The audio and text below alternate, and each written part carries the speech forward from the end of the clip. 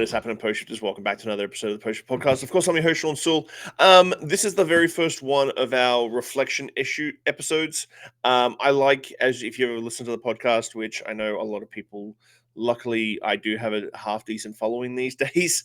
If you listen to the podcast, you're going to know that every year I try and start the year off with a reflection, whether it's my own personal reflection on how to like set yourself up for success this for the year, or getting people on the show that can give us more of a nice overview of where they see 2026 going. So I do like seeing different opinions because I'm in a different niche, and I like to see like macro opinions as well as like micro opinions on separate niches within our industry, just so that if you're listening, you can go, okay, well, I run a QSR, or I run a restaurant, or I run a cocktail bar, or I run a pub. And you have the opportunity to sort of like know that you're not fucking alone in this, because this is the biggest thing, especially around this time of year. Like, you've just got through Christmas, January's a quiet season. You start rethinking everything that you're doing, and you as an operator, you sit there and you go, fuck, am I doing the right thing? You start second guessing yourself. So I hope to bring some people on the show that will make you feel like you don't need to second guess yourself, and that you're going to be successful in 2026. My guest today is Calen McNeil. He is the founder and owner of Big Wheel Burger. If you had one of the original smash burger places here on Vancouver Island, here's the way to go. He has multi-units, so it's like a nice multi-unit QSR conversation day. But we are going to delve into his work with his corporate social responsibility, the amount of work he does for charity, the amount of work he does for his team, living wages. There's a whole bunch of stuff we're going to peel back. So welcome, Calen. Thank you very much for your time. Hey, Shawn. Hi, everybody. Nice to be here. It's good. It's. I know that I've had you on the show way back in the pandemic, like way back in the pandemic, and that was the era we were just talking about in the green room, that I was like literally doing an episode every single day because I had nothing else to do. So I was banging out episodes every day to talk about how people are dealing with the pandemic. But for everybody listening at home, can you give them a quick little elevator pitch on how you got into the restaurant industry, how you got to a point where you are now? Yeah, it's kind of interesting. I met my wife, Joe Zambris, or I guess now my ex-wife, but she's still my best friend and business partner, and her brother, Peter Zambris. And they had an idea to open Zambris. At the time, I was doing an import business. I was importing products from Asia and selling them to big box stores. It was a bit of a soulless, thankless kind of enterprise. And then as we built up Zambris, we just kind of grew it to the point where, I could get a little bit more involved. I sold that business and then basically started in the restaurant business with Joe and Peter Zambris of Zambris. And we've just had, I think, our 26th year Crazy. in business, which is nuts. And then I had this idea. I used to go to Vegas a lot. And I saw this sort of better, like quick service, better fast food model emerging. And I had this idea. My nickname was Big Wheel, and I just thought Big Wheel Burger made a great name. The QSR, like the full service restaurant game, is just like, it's tough. It's a tough biz. And obviously, when you've got the passion, that's what makes it work. So we've got a ton of passion. And even after 26 years in the industry, we're still very passionate about what we do. But the quick service seemed a little bit more fun. Margins are a little bit better, a little bit less moving parts. It's very similar, but for the amount of work you do on a 150 seat place, you could literally do the same amount of work and have 3 to 4 to 5 units. So yeah, and I guess some people would probably say, "Oh, that's maybe not true." But the QSR is very system based, so that also gave us a lot of skills to tighten up the restaurant, the bigger 150 seat place. So I think we've learned a lot. It's been very complimentary. But when we started, people were like expecting, like we were kind of early on the better fast food model, so people were really confused. I think about a year after we opened, Bin 4 opened in Victoria, so that was sort of what people were expecting when we opened. And it was right. It could have been even right around the same time. I think we were open before Bin 4, but it was kind of around the same time in 2011. But yeah, and of course we messed it up when we first started, and we're still like, we think we're getting very close to perfection. what it's perfection for us anyways, but it's been a battle. Yeah. So like we're talking like 12, wow, over 10 years for Big Wheel as well. Like the one thing that I adored about Big Wheel when you guys first opened the Cook Street Village was the fact that your branding, like obviously you're wearing a hoodie like I usually do, is like that's the corporate entrepreneur these days is Yeah, yeah, the yeah. black hoodie with your brand on it. Yeah. The you really did take it as like that fast food but better quality sort of model with like all your branding and everything was like tied in really really well with that launch. Yeah, I mean, the thing about it is like whenever I do anything, I always think about all of the spectrum of opportunities. So, are we a single store or do we want to leave the door open to be multi-store? So, we intentionally spent a lot of money on the branding and making it when you walked in, you kind of had that feel, okay, this is different, something different's happening here. I think a lot of people thought we might have been like an American brand or something coming up. And the idea around that was our goal was always to have multi units. Hmm. And so we just built it. We spent a lot of money up front. We use an amazing designer, Caleb Byers, who, rest in peace. He's not no longer with us, but and his wife Hannah Lee were our design team, and they build iconic brands. Like we still use almost everything that they produced for us back in 2010. So it's yeah. So I mean, we felt like we nailed what we were trying to do. And then, of course, the community and our customers need to catch up a bit. So it took us 2 or 3 years to kind of get, what get the idea to communicate it to our customer. And then also do our work, like make sure that our fries were done right and our service was done right and all those intentional things that, lead to success. So, yeah. So looking back on 2025, what's been because obviously in the media we're hearing about rising costs, obviously between labor and food costs and so on and so forth. Um, the foreign workers uh, bill and everything else has been like scrapped, which is extremely tough in the restaurant industry. I do see that and I understand the reasoning behind it, but it's similar to what I dealt with in Singapore, where they sort of blanketed it across all industries instead of giving certain industries leeway on it because they were just like, okay, well, we just want to make sure that Singaporeans are getting hired for these jobs. Awesome. The hospitality industry is a very different industry for that. What's been the biggest hurdle for you in 2025, and what's been the biggest win that you've seen come out of 2025 as well?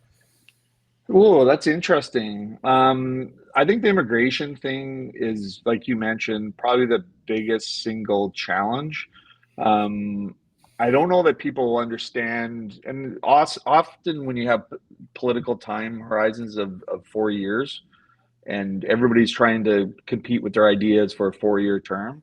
You cannot run anything in a 4 year term. You do not even run your business in a 4 year spectrum. You're going five, and you even maybe you're on 3, 5, maybe even 10 years out if you're really trying to build something that's going to last. So why would we run a country or an immigration policy that way?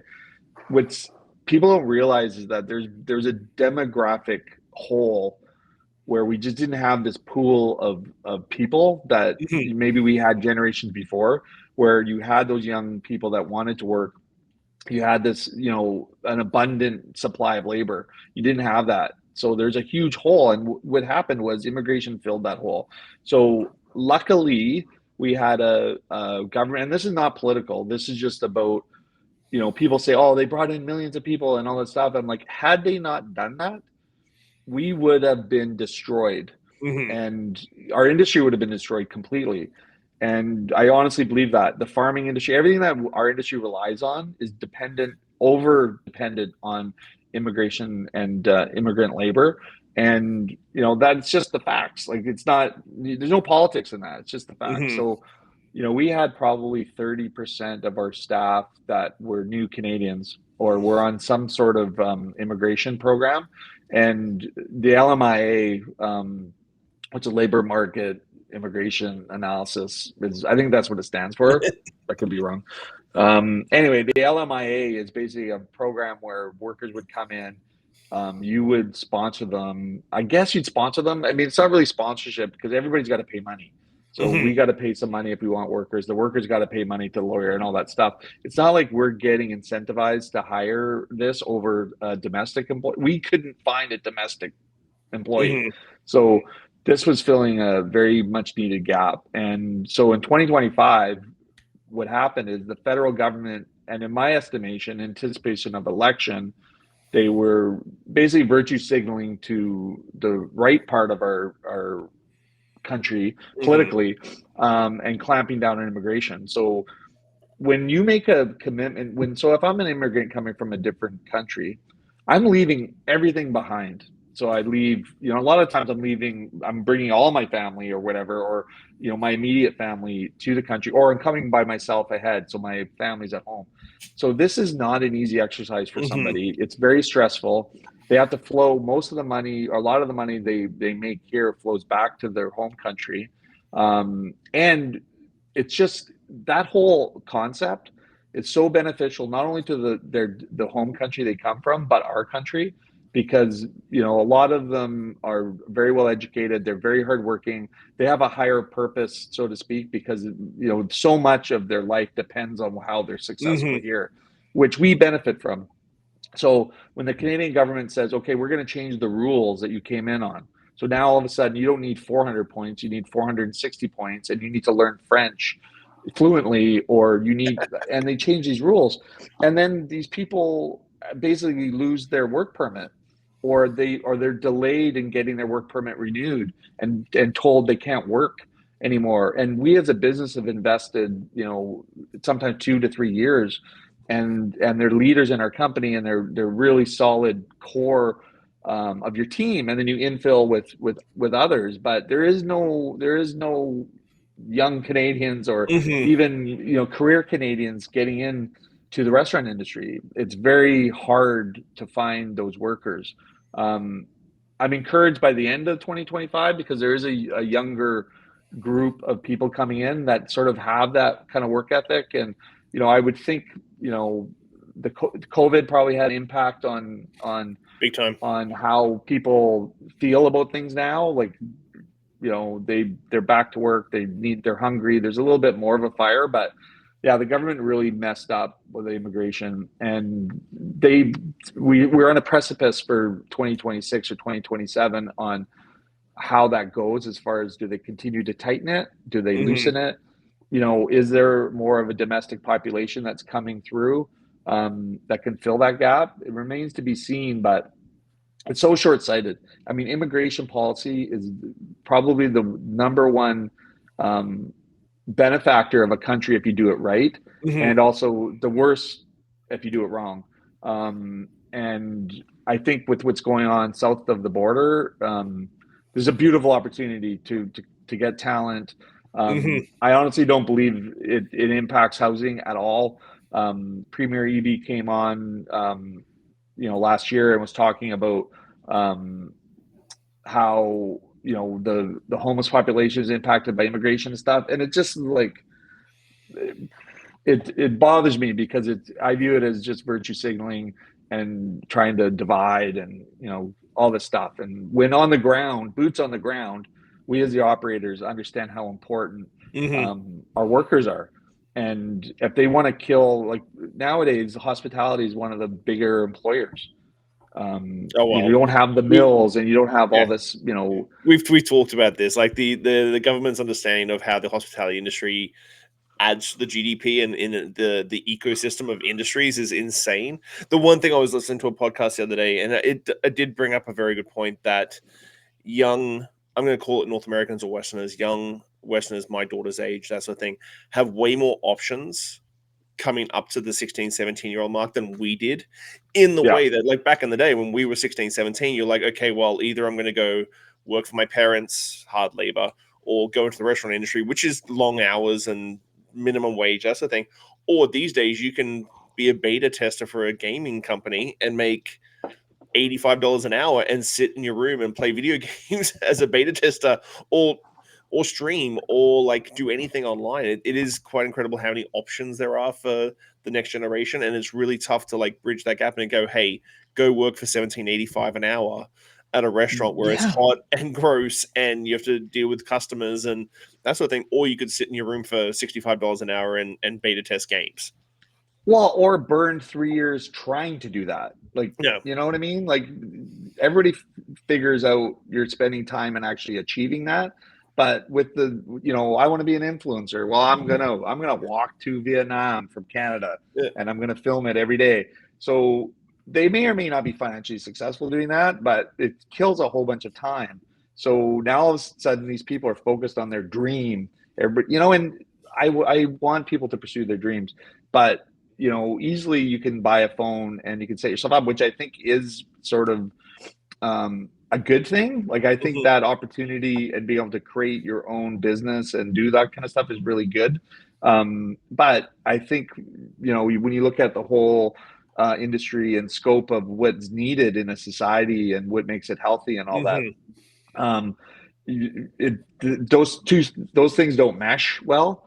And I think it's a bit of a flushing out period where, I feel optimistic that people will come back to the baseline again because, the toxicity, the human mental capacity, all these things are kind of put at the back burner with all this new technology and how Mhm. things are moving and how quick it is and how much information is coming at you. I think people have been getting weary of it. I'm hopeful. So I think, in 2026 and 2027, getting people off their social media or changing how it's going. And these companies they're bad actors. Yeah. They're not in it for you. So you're actively, undermining your own best interest. Mhm. And that ultimately is what happens in society. And when you have a group of people, pooling wealth, then that starts moving faster than anybody can keep up, unless we as consumers decide to stop it and go enough, right? And I really look at our community that way and go, okay, well, I can't really control what's going on outside of my own community, but I'm going to really make an effort to try to instill these values on my team and my staff, basically, and also the broader community on what's important. Like, I don't really, I shouldn't really care that something is happening in Los Angeles, but I really should care about something that's happening in my Mhm. own backyard at this stage. Like, the globe seems to be on fire right now. So, to calm our nerves and also focus on actually running a successful business, you need to just get back to the basics. It's always about the basics. You can try these things that come out over here, these shiny bells and whistles, but at the end of the day, you're going to realize that proper pricing, proper sales, proper customer service, hospitality is everything about how you build your brand and build your business. And, the employee component of it, getting back to the immigration side of it, it's such a key component of survivability because it really creates a solid base when everything else is out of line. Mhm. Like, you can rely on this whole thing, and you're doing so much more for the community because your community now is diverse. You're helping the globe because there's money being transferred back to their home country, which improves their outcomes and their health benefits and their ability to get higher education. And it's just a win-win-win-win. And as soon as you go to tariffs and closing down and shutting down and this xenophobia and all this stuff, it's just a race to the bottom. So I like racing to the top, not to the bottom. So talking about community and and I do agree with you. Like, I think you need to have like mini ecosystems laid upon another ecosystem. I feel like sometimes people go, it's one big ecosystem, and I'm like, but if you break it down to little mini ecosystems, like one store, and that has Yeah. multiple little ecosystems inside that one store, um, how did you sort of get to the point where like your corporate social responsibility when it comes to the way you treat, you've already been very passionate about how you treat your staff, um the living wage, sort of building this actual sustainable business, because I think people talk about sustainability and we're talking about recyclable stuff and Mm. using food waste and all this sort of stuff, but like it was I had a guest on a few months ago and he said like his biggest sustainability thing is looking after his community, including his staff and people around him. And that should be a massive conversation about sustainability. How did you sort of land on this CSR? Because it is kind of anti-traditional restaurant running, because we talked about it on your podcast when I was talking about training. Training is not expensive, so why don't more people do it? And it's been insane since that podcast, me thinking about it and like going through and talking to people. I'm like, how do you not have a training schedule that is really good for your staff? Well, they say it's too expensive and it's this and that. And I'm like, what? It pays for itself, man. It really isn't. But how did you land on it for yourself and for the big wheel sort of company with like the living wage and like looking after the staff the way that you have been? How did you land on that? And has it had its own hurdles as these expenses have started to increase? Or does it pay for itself still? Yeah, well, it's interesting. I think originally when we came up with the idea of Big Wheel Burger, I wanted to try to do something different. Like a lot of times in my career, I think of big ideas and then I don't really think about the challenges around those big ideas, but the opportunity of trying to gamify it or figure it out. And I thought, well, there is no sustainable quick service restaurant. So the idea of the design and the feel and all that kind of stuff is one thing, but what is going to be a bigger call to action, the value proposition that is going to get people to come to you, not just for the burgers, but kind of what the underlying messages or what your objective is. And, we started with carbon neutrality back when that was cool. And now net zero is cool. So, it's kind of morphed. We're the first carbon neutral restaurant in not Victoria, in Canada, probably North America, might even be the world. I don't know. But we were one of the first people doing this. And then once you scratch the surface on when you start giving the message about the higher purpose, and it's really important not to stand on your soapbox and go, look at me, this is what I'm doing, but just do it. And I think that's what set us apart in a lot of ways is we probably underserve the message around it, but we want our customers and the community to kind of discover it themselves.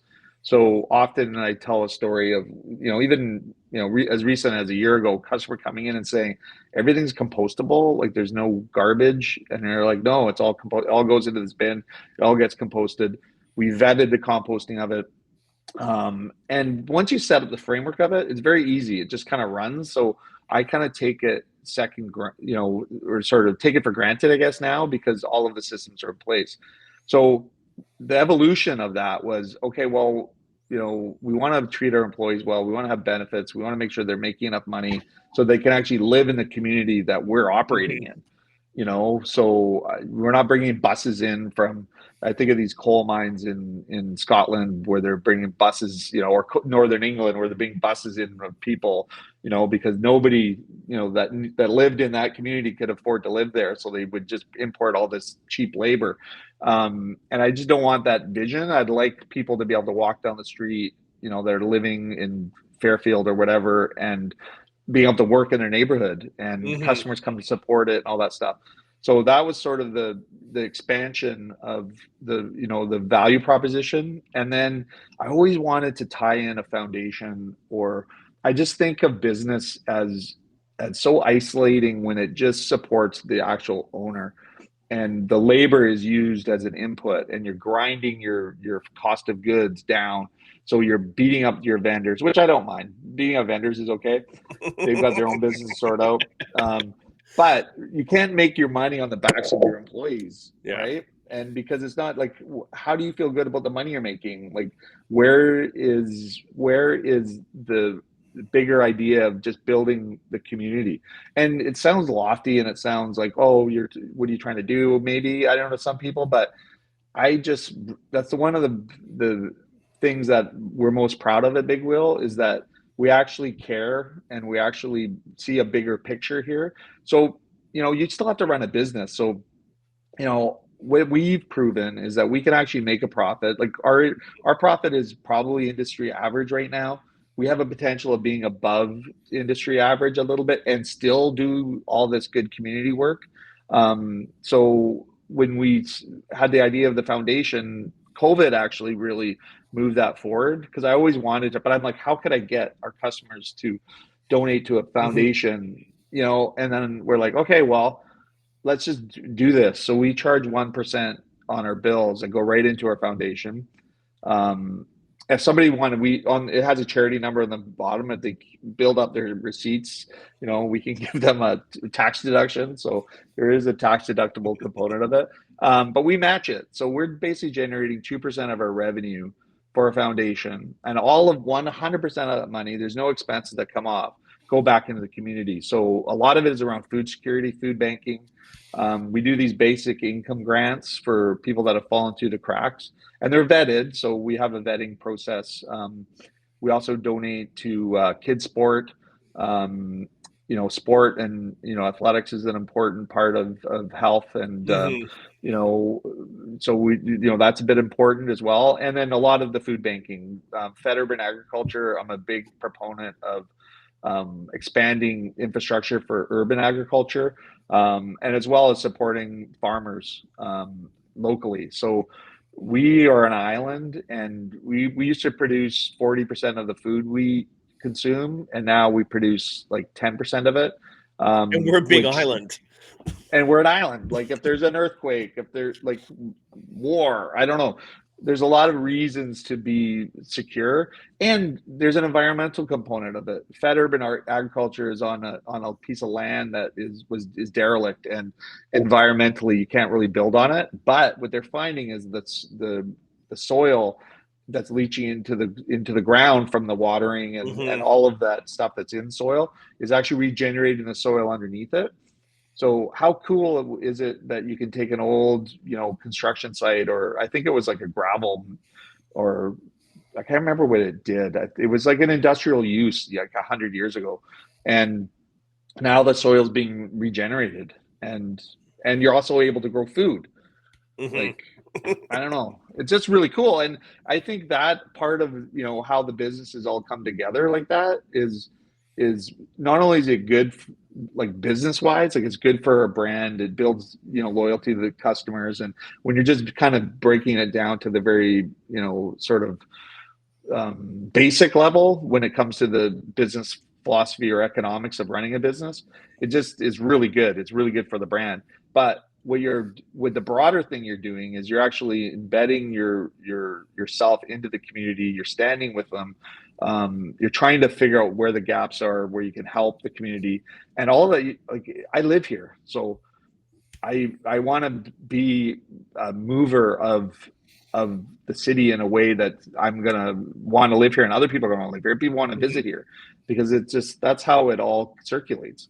So yeah, I don't know if I communicated that well or not, but You did. I'm passionate about it because it just makes total sense, and it bothers me. Like, imagine if I don't know, and this is so dumb, but imagine if Jeff Bezos or these guys literally just did what I did, Mhm. and we still make money.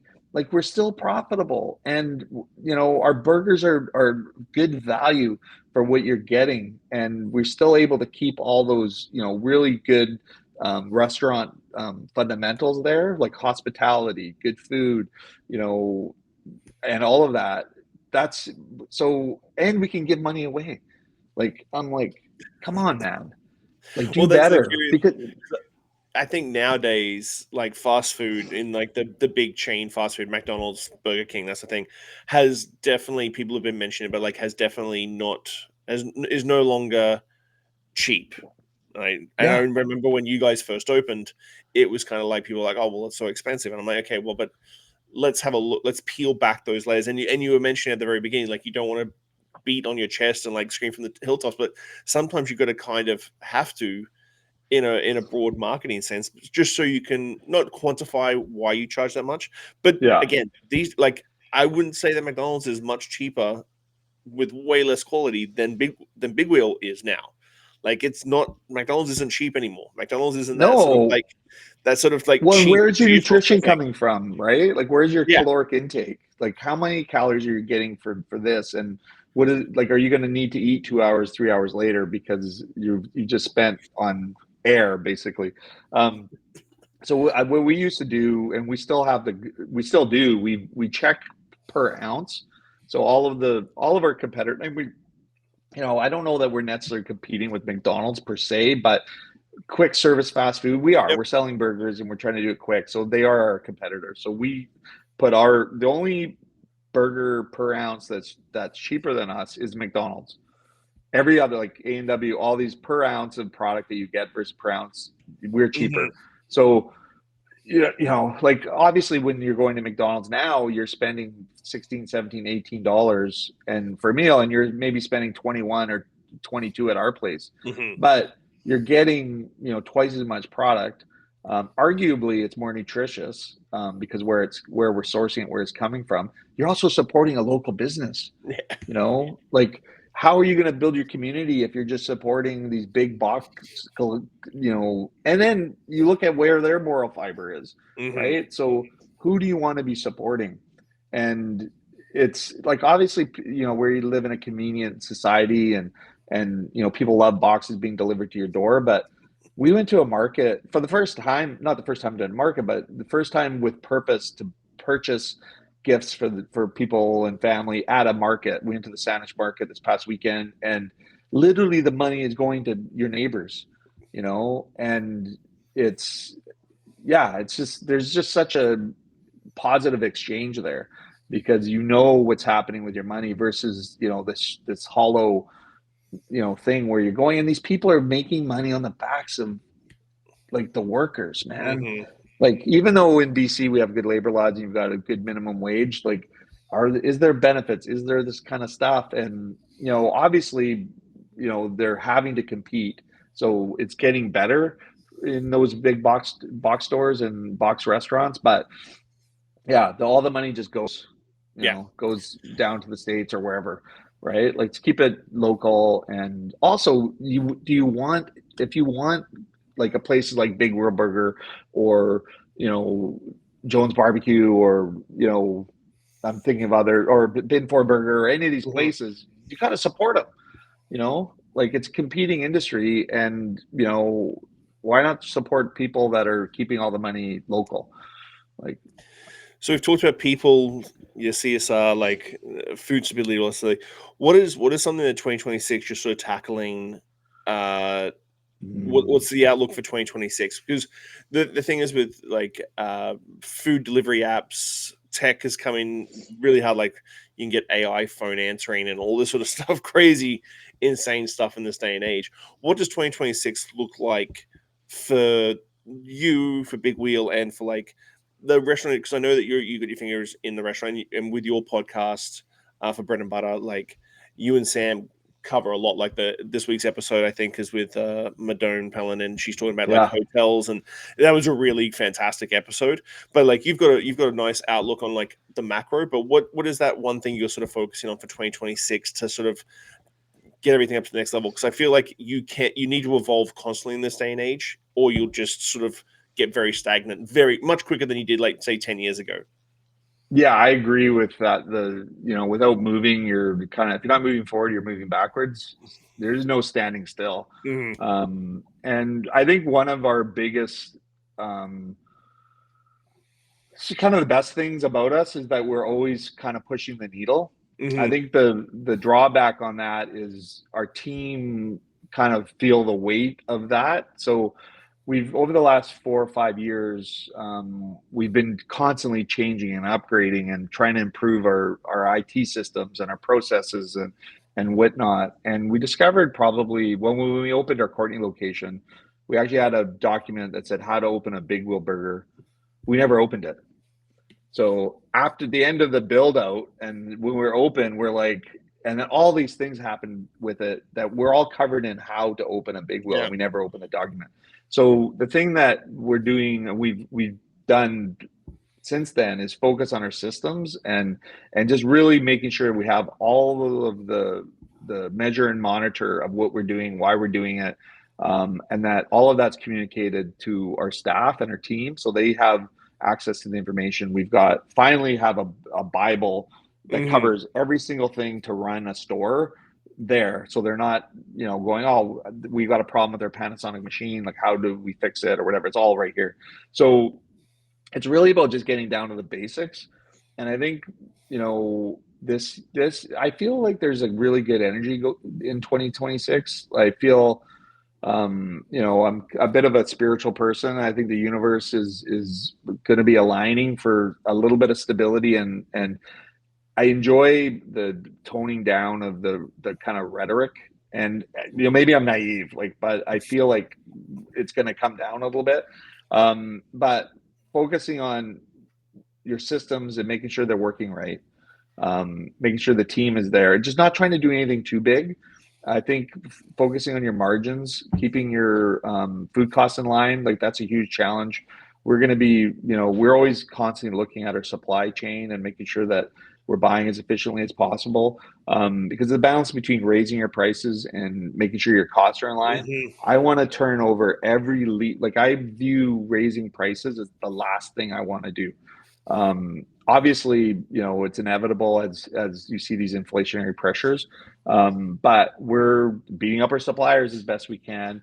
We're streamlining how we do our processes so that, we're basically being as efficient as possible with what we can control. So there will probably be a little bit of price increases next year, but we're going to be introducing like kiosks. Hmm. I've been battling with Yan, my main guy, because he's been really pushing for this. But I always am conflicted because of the culture, Hmm. and we're not a McDonald's, and I know it's kind of the technology thing. And you look at the average check.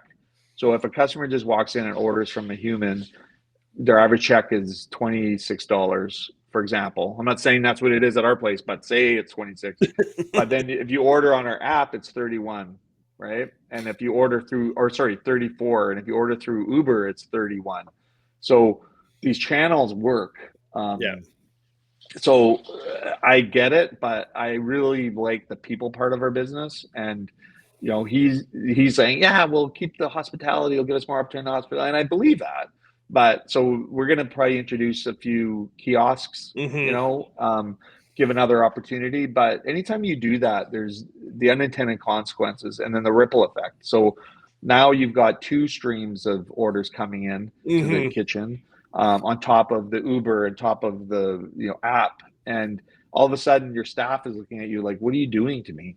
Yeah. And so my gut is telling me that we need to move slowly on that front, but I think just perfecting the systems we actually have, and just broadening the time horizon of change. So I think as a business you could be looking to the next greatest thing, and on paper you're like, yeah, we want to increase our average check, Hmm. but okay, well, if our bill times drop, or go up by double, then what have you really accomplished? Now you've frustrated the team, and then all of a sudden you're going to have maybe turnover is going to Yeah. increase, and the managers are like, "What are we doing?" and all this stuff. And I think as you go to the where we are, to 5 to 6 to 7 stores, you really have to think about what one change does to the entire Yeah. ecosystem of your operation, and don't be afraid to stretch it out. So we did this. The BDC is awesome. So anybody who banks should have a meeting, or does it in the restaurant industry, should meet with the Business Development Bank of Canada. They're very good. They're awesome. And we took a course with them. So and it was really well done, and they had all these really good systems that we can implement to manage our business, and we probably took 30% of it. But then I was just thinking about some things that I wanted to do in my business, and sure enough, this was stuff that we were told about 3 or 4 years ago when we took this course, and we never implemented it. But it just sort of percolated to the top again, and Yeah. now we're like, oh, why didn't we do this? Why don't we look at our business by quarter, and then by year?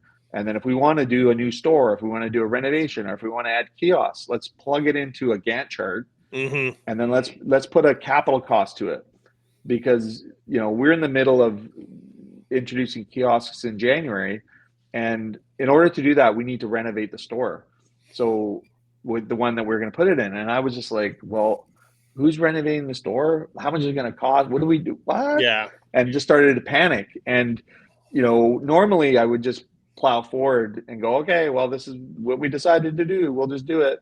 But I kind of stopped and said, hey, let's just slow down a little bit. Then went back to the basics of getting a Gantt chart out, and say, okay, well, maybe it makes more sense to do it a year from now. Hmm. Well, let's do a trial of a kiosk in 3 months, and then we'll analyze. Well, what happens to our staff when those orders are coming in that way? How do we change our customer service and all that stuff? So, I see 2026 is basically just making the systems we have better, Hmm. maybe doing a small little change, and then just riding it out because there is some economic uncertainty. um, I kind of feel like there may be an economic collapse at some point. So, you can't do what's happening down in the States and how the other countries are reacting to it and not have potential serious consequences. So, um, economically. So I think spending less money on big ideas, but just really focusing and streamlining the current Incremental operations stuff. you have.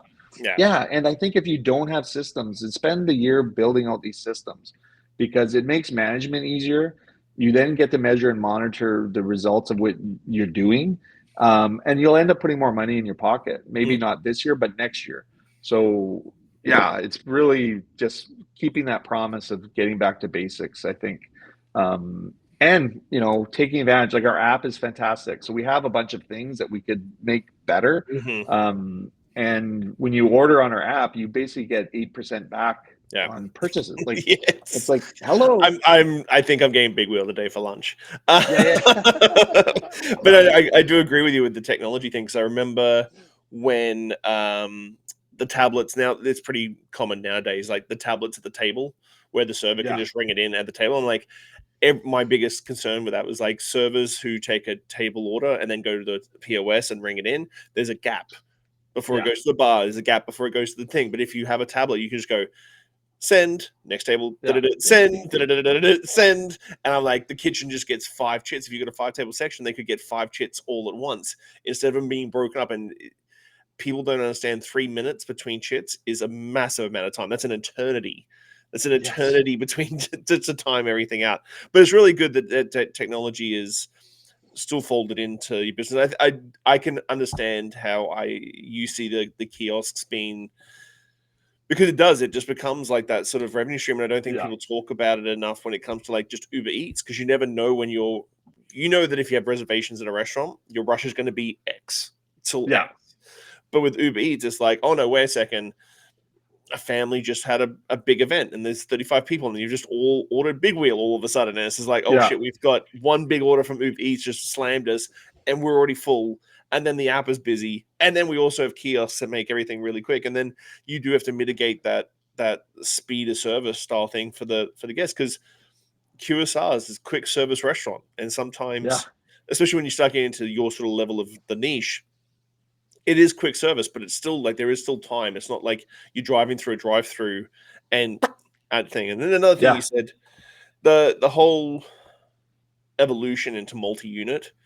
I find it's something that I'm dealing with right now with a few clients. Is like systems are your best friend, and especially when you get into Totally. multi-unit, because in our industry, everything is verbal communication Yeah. and sort of a lot of assumptions.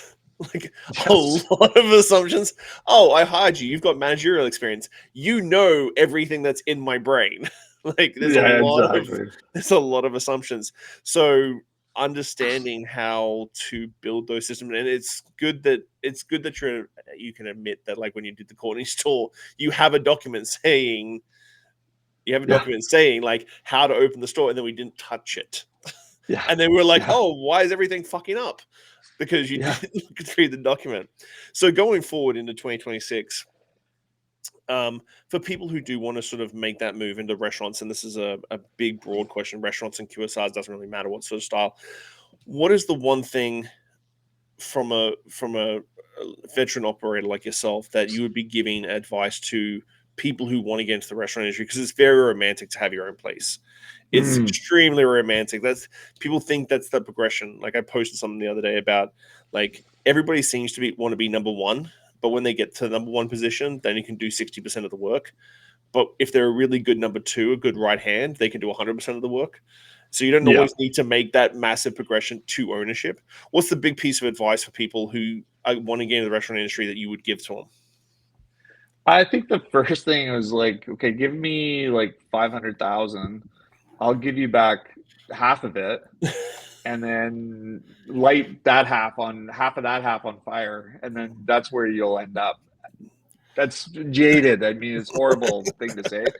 No, do get into the industry. We need people. We need, Hmm. good ideas. We need fresh ideas. But just lower your expectations on what the result's going to be, um, and follow your passion and do it passionately. But make sure you surround yourself with those other pieces that you may not have.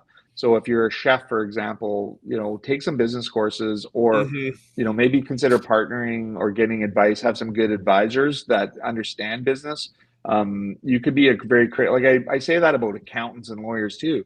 Like, just because you're an accountant doesn't mean you know anything about business. Or Hmm. if you're a lawyer, you know how to run your business. Or if you're a doctor, like, you're all smart people, and you're skilled at a certain area. But business is a different beast. So make sure you've got that covered, and also the systems. So it's just like, when you're planning something, planning. You can never over plan. I mean, I guess you can over plan, but the execution part of it needs to be there as well. But have, how are you going to manage your HR? How are you going to manage your, all these different departments? What materials are you producing ahead of time so that your staff can be trained well, that there's an accountability loop, and that what you're actually trying to do is intentionally done. So, and that's only done through planning. Hmm. And we talk about these, manuals and this stuff. Just build it out first, and also do a business plan. Like, business planning is key. Figure out, how many, if you're going to start a 30-seat restaurant that's going to be boutique, what are your hours going to be? How much food can you produce? What is your labor going to be to actually execute on that promise? And then where are you going to find your downtime to do the actual business function of it? Hmm. Who's doing that? Like, who's doing your books? Who's managing your profit and loss statements? Who's seeing where the next dollar is going to have to come from if you're going to invest, or if your sales are lower than you anticipated? So it's a very daunting task, but I think a lot of people go in with that enthusiasm, and I think that could take you a long way. But if you go in with enthusiasm and you've got your skill and your passion, just marry it with some fundamentals, Hmm. and you're going to be way more successful. And don't underestimate how much money you're going to need to do it, and how much working capital you need in order to get through the first year and a half to 2 years. Hmm. Because, saving a little bit more money, or finding another source of cash that can kind of, get those downtimes, will allow you to do what you love to do better without the stress of it. So, Hmm. I think if you're planning to open next year, do a little bit more work and open the year later. Because you will find the money that you save by setting up these systems will pay dividends down the road, and even for your own mental health, because business is tough. Yeah. And but if you have a good product, and it's very fun doing this industry. And I don't think anybody gets super rich from it, but rich and profit comes from a lot of different areas. And I think having that exchange of food, and just creating an environment where people can celebrate some of the best events in their life, and have these really good conversations, and try these new things that are, maybe from a different country, or you've never tried before. Like, there's so many opportunities for that, and it's so rich. So I would love and encourage more people to get into the business. Just make sure you focus and understand that it is a business, Hmm. and you need to have every business acumen you can have in order to be super successful. And how long it takes. Like, I think And that's always the thing too. Is like, I always said that I wanted my first restaurant by the time I was 30. I was close, but like, I look back now, I'm like, you're a fucking idiot. Like, what were you totally. thinking?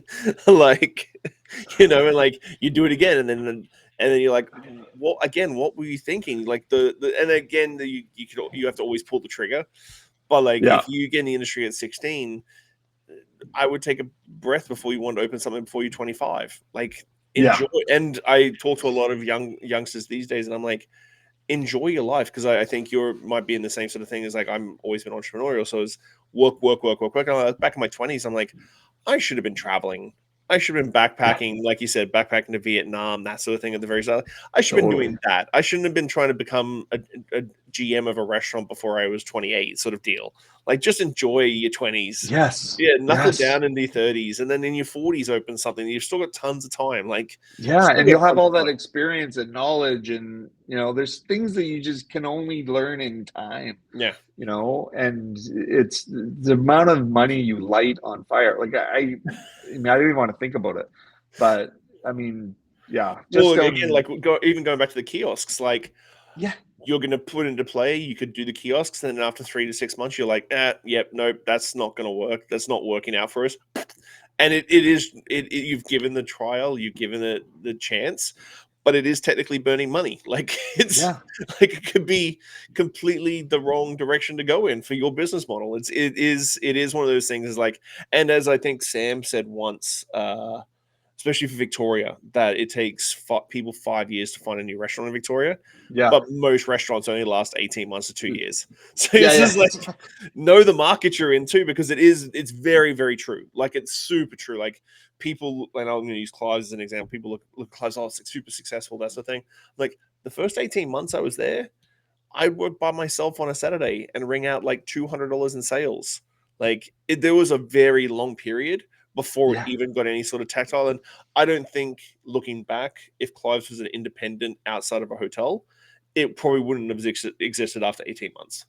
Yeah, We which would, would have been such a shame. You know like, what I mean? now we're into 16, 17 years. But man, Yeah. like, I could talk to you all day long. I think we had a great time on your podcast as well. And I'm so glad that I got you on just to talk about like the direction of 2026. At the end of every episode, we always do the 5 deep podcast questions. So they're Okay. very, very deep podcast questions. It can be personal or career. But what is one lesson or experience that has shaped your perspective the most, and how do you carry that forward in your life? Mm. Oh wow, that is deep. I should have been prepared because I've watched your podcast a lot, but I'm like, oh yeah, that guy, they answered that really well. Um, I think I was in an accident many, many, many years ago, and I think it took me a long time to discover what I was going to do with that experience as far as who I was as a person. Hmm. I was involved in importing products into Canada, and it was soulless and soul sucking. And seeing why did I just like I recovered from this life threatening thing to do this, and I think that was one of the biggest sort of shifts in my biggest thing that's happened to me that really made me appreciate um, the value of doing good work and doing things that you love, but also doing things that make the community around you better. And that to me, and sometimes you can do too much and spread yourself too thin on that front, but it was probably the most significant thing that guided me to building Big Wheel Burger Hmm. and making it community focused. And I think that was the one shift there. And it's not about then when I was doing the import business, it was about chasing clout, trying to build something in an industry that was soul sucking. And a lot of people spend a lot of time doing stuff that is soul sucking Hmm. versus looking internally and saying, what we only got one pass on this earth. What do we want to do? How do we want to be remembered? But also, what do we want to spend our time, doing? So, yeah, do what you love, but do it in a way that makes your community and people around you better. Um, that was kind of what's guided me through that. If you could leave one lasting message or piece of wisdom for the world, what would it be and why? Love each other, take care of each other, because the human experience is one of a kind, and when you're only doing things for yourself, you're going to be very lonely. Looking back on your journey, what is something you wish you had understood earlier in life? Oh, Jesus. Like fundamentals, basics, planning, systems, all of those things. How do you define success, and has your definition of it changed over time? I define success not from a monetary standpoint, but from um, how you've impacted the world around you. And to me, profit comes from what you can do for others, not what you can take for yourself. What do you hope your legacy will be, and what steps are you taking to build it? I hope people think our smash burgers were the best. Um, no, I hope my legacy is that I was here and built a business that paid back, and my just earpiece busted out, that gave back, and I wasn't here just to take. So I think that's the kind of theme that I don't want people thinking I'm even though I mean I like nice things too, but I don't want to do it on the backs of somebody else. It's amazing, dude. Thank you so much. I'm really appreciate that I got you on the show because as I told you when I reached out to you, it's like I want some reflection, and that conversation we had on your podcast, the Bread and Butter Collective. If you haven't checked it out, please go check it out. I think we both could have probably talked for hours and hours and hours and hours on that.